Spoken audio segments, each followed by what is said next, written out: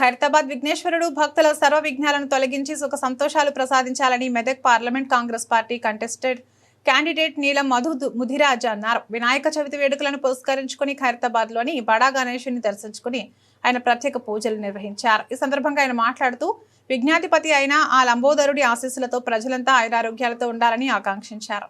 ఈ సందర్భంగా నిర్వాహకులు నీలం మధును ఘనంగా సత్కరించారు. ఈ కార్యక్రమంలో ఉత్సవ కమిటీ చైర్మన్ రాజ్ కుమార్, సభ్యులు వీణామాధురి, గంగాధర్ యాదవ్, నిశాంత్, ఎన్ఎంఆర్ యువసేన సభ్యులు తదితరులు పాల్గొన్నారు.